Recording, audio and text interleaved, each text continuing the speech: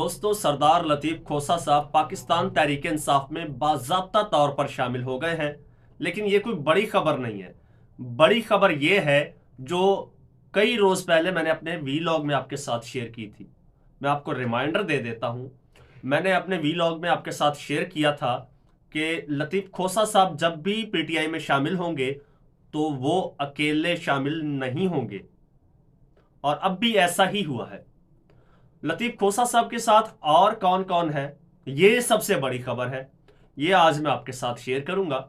लेकिन उससे पहले नए आने वाले दोस्तों से गुजारिश है कि वो हमारे इस यूट्यूब चैनल को सब्सक्राइब कर लें।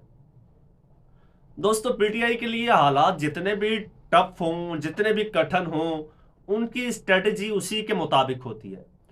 इमरान खान साहब एक ऐसे खिलाड़ी हैं जो कि मुश्किल हालात में और चैलेंजिंग सिचुएशन में अच्छा परफॉर्म करते हैं और अच्छी स्ट्रेटजी बनाते हैं। अब भी उन्होंने कुछ ऐसी ही स्ट्रेटजी बनाई है। वो अभी जेल नहीं गए थे तो उन्होंने कहा था कि मैंने अपना जाननशीन मुकर्रर कर लिया है कि अगर कल को मैं जेल में चला जाता हूं तो पीटीआई को वो लीड करेगा। असल में किया कोई भी नहीं था। सबको ऐसे ही ना एक सस्पेंस में, कंफ्यूजन में रखा। जब जेल में चले गए आपने देखा कि कोई बचा ही नहीं पीछे। कई लोग जेलों में चले गए, कई लोग पीटीआई छोड़ गए। अच्छा, फिर जब हर कोई ये समझ रहा था कि अब पीटीआई खत्म, कोई बाहर नहीं निकलेगा, अवाम बाहर नहीं निकलेगी, लोग नहीं निकलेंगे, तो फिर जब खान साहब खुद भी जेल में थे, फिर जरूरत महसूस हुई कि अब पार्टी को थोड़ा सा मोबिलाइज करना चाहिए, एक्टिव करना चाहिए। तो एकदम से हंगामी तौर पर और हैरत अंगेज तौर पर शेर अफजल मरवत साहब को पीटीआई का जो है वो सीनियर नायब सदर बना दिया गया। इतना बड़ा ओहदा अचानक से दे दिया गया कि दुनिया हैरान रह गई। शेर अफजल मरवत साहब ने पीटीआई को मोबिलाइज किया, एक्टिव किया पीटीआई को, और जब एक्टिव किया और एक्टिव हो भी गई। अच्छा देखिए, शेर अफजल मरवत साहब को पीटीआई में शामिल किया, इसके अलावा कोई बंदा शामिल नहीं हुआ, यही लतीफ खोसा साहब। अब जरा स्ट्रेटेजी देखिएगा, जो आज पीटीआई में शामिल हुए हैं ये शेर अफजल मरवत से पहले से इमरान खान साहब के केसेस लड़ रहे हैं और ये इम्कानात थे कि ये पीटीआई में शामिल हो जाएंगे, लेकिन ऐलान नहीं कर रहे थे। शेर अफजल मरवत साहब फ्रंट फुट पर आए, उन्होंने केपीके में पार्टी को एक्टिव किया। एक्टिव करने के बाद वो जेल चले गए। अब आ गए हैं जी लतीफ खोसा साहब। अब लतीफ खोसा साहब क्या करेंगे? लतीफ खोसा साहब पंजाब में, स्पेशली साउथ पंजाब में पीटीआई को इसी तरह से एक्टिवेट करेंगे। उसी केपी नोयत के कन्वेंशंस अब साउथ पंजाब में भी होंगे। देन उसके बाद पहली बात तो यह है कि सरदार लतीफ खोसा को कोई हाथ नहीं डालेगा, और अगर इन केस कोई हाथ डाल लेता है, सरदार लतीफ खोसा भी अरेस्ट हो जाते हैं, तो तब तक पीटीआई एक्टिव हो चुकी होगी फुली साउथ पंजाब में। फिर क्या होगा? अगला नाम इंतहाई इंटरेस्टिंग। अगला नाम जो पीटीआई में शामिल होगा वो कहां से होगा? वो होगा जनाब सेंट्रल पंजाब से। वो भी एक ऐसी बड़ी शख्सियत जो इन दोनों से बढ़ के पीटीआई को मोबिलाइज करेगी सेंट्रल पंजाब में। वो है जी चौधरी एतजाज एहसन साहब। जी हां।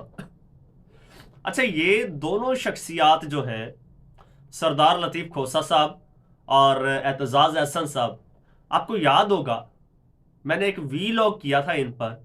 अगर नहीं याद तो आप मेरे वीलॉग्स में अगर नीचे जाए चंद माह पहले, तो उसमें मैंने ये आपसे ये बात शेयर की थी कि ये दोनों लोग पीटीआई में शामिल हो चुके हैं। खान साहब के साथ इनकी बात फाइनल हो चुकी है, लेकिन ये अभी पीटीआई में शमूलियत का ऐलान नहीं करेंगे, ये वक्त आने पर करेंगे। जैसे अभी वक्त आया तो लतीफ खोसा साहब ने ऐलान कर दिया। अभी लतीफ खोसा साहब ये साउथ पंजाब में पीटीआई को एक्टिव करेंगे। देन उसके बाद टास्क मिलेगा एतजाज एहसन साहब को। तो एतजाज एहसन साहब पहले पीटीआई का स्टॉलर गले में डालेंगे और बाज़ाब्ता तौर पर शमूलियत का ऐलान करेंगे। उसके बाद बागडोर संभालेंगे पीटीआई की पंजाब से, सेंट्रल पंजाब से, और यहां पीटीआई को एक्टिवेट करेंगे। बलूचिस्तान में वैसे ही हो चुकी है जिस तरह से आपने देखा।